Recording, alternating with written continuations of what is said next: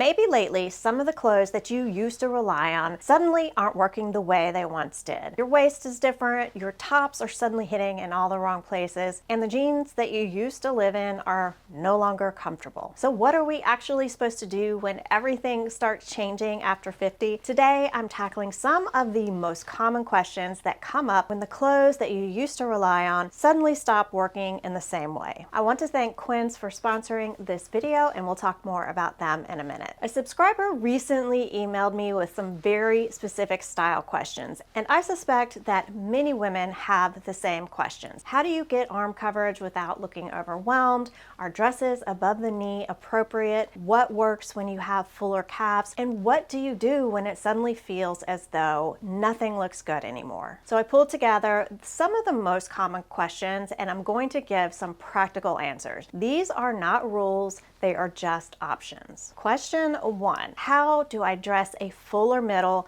without oversized tops? And there's a few different options you can do here. Choose a relaxed top instead of an oversized one. A relaxed fit is going to give you room through the torso without adding excessive fabric at the shoulders and at the hem, and also the sleeves. If you carry more fullness in the middle, a bigger or longer top is not necessarily the answer. You want to look for tops that have room through the torso but still keep fitted shoulders. You can also choose a fabric that skims your body, that doesn't cling to it. And pay attention to where that hem is hitting your body. Arguably might be the most important point. You want that hemline to hit right around your hip or at the top of the hip. Now, that may mean that you need to get a few nice tops tailored to fit your specific body, but if you have 2 or 3 tops that are comfortable and fit you well, but maybe just a little bit too long, that extra money to have them tailored to fit you perfectly, 2 or 3 tops, is going to go a long way in your closet and in your wardrobe. Coverage comes from fit and drape, not excess fabric. Another thing to remember is that you don't need to assume that you have to define your waistline. You do not have to belt your waist. Instead, definition can come through fitted shoulders, a V-neck line, and then also a jacket that's just worn open. Question 2, and this is a big one, I know, that a lot of people will relate to. How do I get arm coverage without hiding my entire body? If you want arm coverage, then cover that area that you want covered. You can look for elbow sleeves or 3/4 length sleeves. That alone can do the job. And then keep some openness in the neckline. That goes a long way. So you want to be looking for tops that have more coverage in the sleeves than a regular t-shirt. Great options to look for are dolman sleeves, elbow sleeves, lightweight knits, and tops that really focus on the neckline. Before we move on, I want to thank Quince for sponsoring this video. I've been a Quince customer and brand partner for quite a while now, and at this point, Quince has become pretty much the backbone of my entire wardrobe. So many pieces that I reach for again and again, year after year. Pants, jackets, tops, and now even the bedding that I sleep on all come from Quince. As do many of you, I do appreciate their focus on quality, natural fabrics, and the fact that their pricing is so approachable is just very unique to Quince. I know that when I'm purchasing, especially a wardrobe item from Quince, that they're already going to work so well with everything that's already in my closet. I'm going to leave a QR code here and a link in the description if you want to check out some of my favorite pieces. And don't forget that Quince offers free shipping and 365-day returns. So thank you to Quince for sponsoring this video, and let's move on. How do I feel comfortable showing my arms and legs as my skin changes? There is no age where you suddenly have to stop showing your skin, showing your arms, showing your knees, showing your legs because your skin has changed. Aging skin is still normal skin. If you personally feel better with more coverage, then absolutely choose that. But let that be a preference, not a rule, because our skin isn't 20 anymore. And you don't have to choose between completely covered or completely bare. You can choose to show one area rather than bearing everything all at once. So for example, you can choose a sleeveless top that has a longer hem, or an above the knee dress with more coverage on top. That is a styling choice, not an age rule.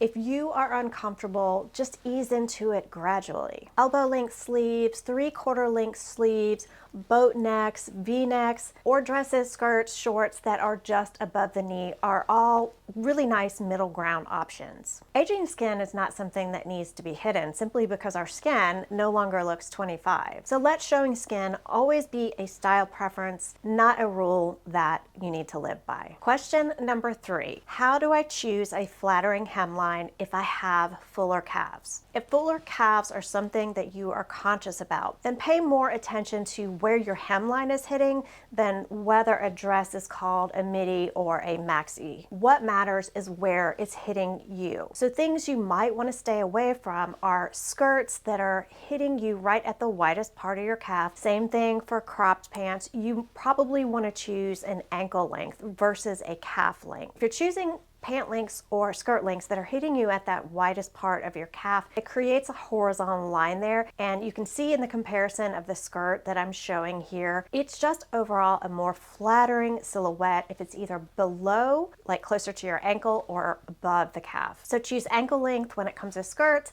ankle length pants, or full length trousers. All of those are probably going to be better option, especially if this is something that you're conscious about. Question number 4, what do I do when nothing looks good anymore? Number 1, stop trying on clothes only to judge your body instead. Ask yourself instead, what is specifically wrong with the garment that I'm trying? Is it pulling across the middle? Is the rise uncomfortable? Is the shoulder too wide? Is it just hitting me at an awkward point on my legs?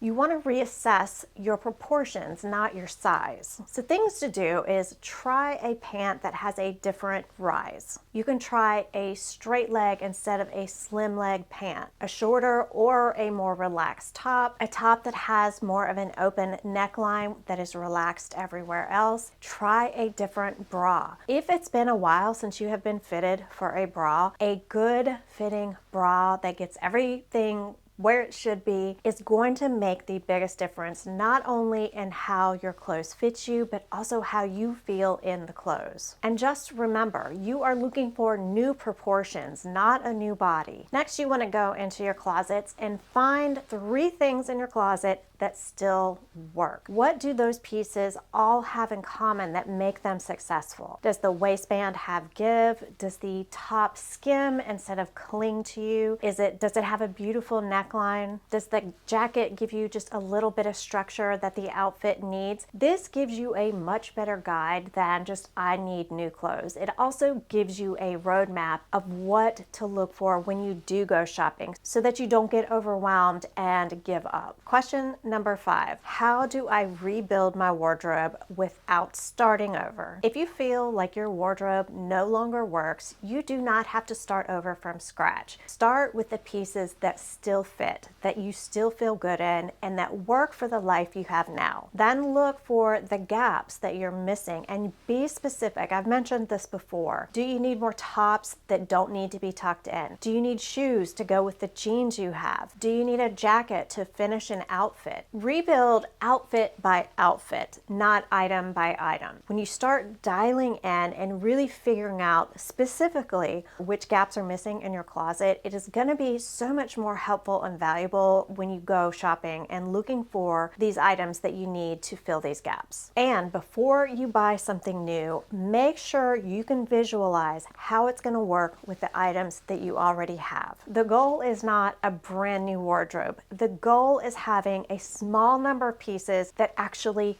work together and cause less stress getting dressed every day. If you aren't subscribed to my newsletter, I'm going to leave a link down below. I send a newsletter out just about every week on Wednesday. I do hope that you got some helpful tips in this video. If you haven't subscribed, please hit that like and subscribe. And I hope you guys enjoyed the video. Thank you to Quince for sponsoring. Sound off down below in the comments. I love to hear your feedback, and maybe you have some tips that will help other people that might be struggling and watching this video. Let us know all your helpful tips and tricks. Thank you so much for watching, and I hope you guys have a wonderful week. See you in the next video. Bye.